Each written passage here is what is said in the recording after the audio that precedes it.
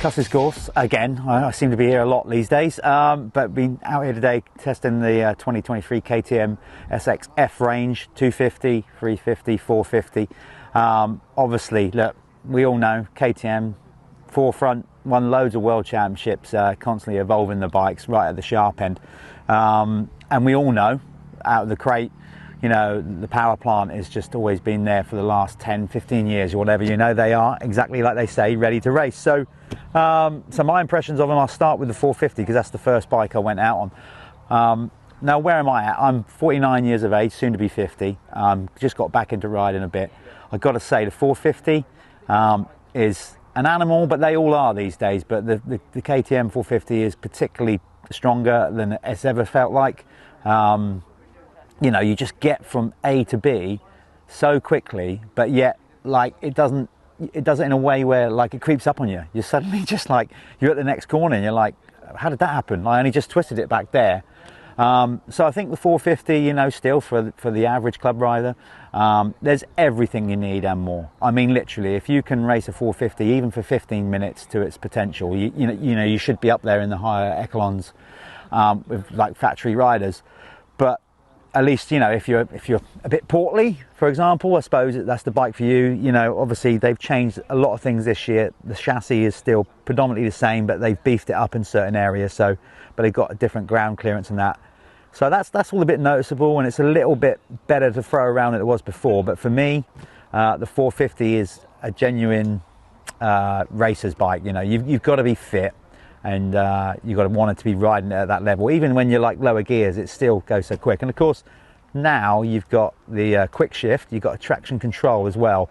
So that smooths it out a bit across all of them, by the way, not just the 450, the whole range. So the 450, I think, is still a bike. It's still an area where I think, like, make your decision wisely. You know, really look at whether you want to ride a 450 or a 250 and what you're getting out of it. Because no matter what brand, when you start getting tired on a 450, you know, it's like it's going to go wrong quicker than it would, say, on a 250. I then jumped on the 250. This is the 350, by the way. I then jumped on the 250, and I have to say, like, you can see why they have been at the forefront and winning so many world championships and everything like that. It is so quick out of the crate, and of course, from now with all the new stuff on it, which gives you so much choice. This is the thing, right? There's certain things that are going to work for some people and certain people that are, but you at least then get the choice. You're not having to go like and mess around, like going to a dealer and stuff like that, or getting it tuned. Now, you could argue for the aftermarket that's not so cool because you're then not going to a tuner to do it, and I don't see why you would have to, because you've got on here, you know, you've got two types of mapping at a switch anyway, flick of a switch. You've got traction control and you've got the quick shift. So, and you can have the quick shift and the traction control on at the same time, or take it off, or do whatever you've got to do. So even just on this one little unit here on the handlebars, like, you can play around with that all day on varying tracks to get it how you want. So for the average rider, which of course is what most bikes are aimed at, it's got everything you need. I can't see why you'd want to change anything. You know, you'd have to be an elite rider to want to start changing a load of things on it. But the 250 is so quick. The quick shift on the 250 was a bit more noticeable because obviously you rev it more, so as you're going up through the box you can hold it flat out on the rev limit, and the 250 revs to the moon, by the way. So with the quick shift you can just hold it like flat out, not even shut off the gas at all, hook up, no problem. The quick shift, I think, is going to be a desired taste for a lot of people. For me, as a more experienced rider, and obviously raced at a high level, it was good, but I didn't like it so much when you was off the gas. It kind of gives it extra engine braking almost. It's almost like as you're going down the gears as well, you kind of get this thing where it almost adds extra engine braking and slows you down. So, but again, for an average rider or novice, you're going to love it. That's the difference. So you've got all these things you can try. So the 250 is still going to be, you know, the one to beat, I think, in the 250 class. Now this, the 350, for an old duffer like me, that doesn't want to ride the 450. Not that the 450 is bad. I just think it's just too much. You can't really sort of race it because there's more than enough there. But the 350 is incredible. So when you start to get a bit tired on the 250, you still got to work it. On this, if you start to get a bit tired, which I do, no doubt, these days, after 2 or 3 laps of sort of pushing it a bit, I started to feel a bit fatigued. So then I could just start hooking taller gears on this, and it's just got that grunt to get you over the jumps, to do what you go. This, I think, for the average sort of clubman, expert rider, I just, 350 is where it's at, you know.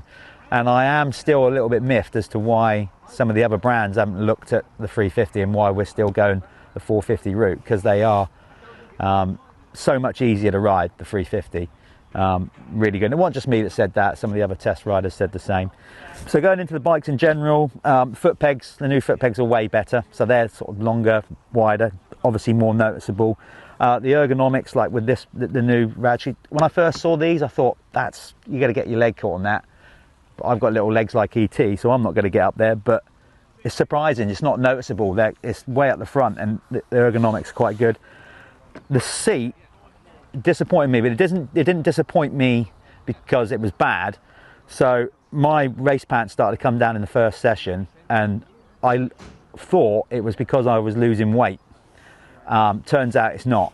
It's the seat so grippy. So this new seat, whatever that is, it does grip really well. So be prepared for that, because you definitely get some traction on that. But overall, all the controls, the brakes, KTM brakes are amazing. These levers are some of the best off a stock bike I've ever ridden. Just for me, the feel, the fatness of them, and the curve is really good. But the stopping power is amazing. The throttle was stupidly light. I mean, literally, it's like it's not even got a cable. So overall, yeah, obviously they're still really working hard to stay on top, and you can see why they've been on top in the motocross industry for so long across the board, you know. And again, it's just another step forward. So there's so many mods that we could talk about, but we'll do that in the written word. But overall, super impressed. But if I was going to pick one of the three, it'd be this weapon, the 350, bit of me. And it also allows me to drink more red wine and eat more cheese. So I'm into that.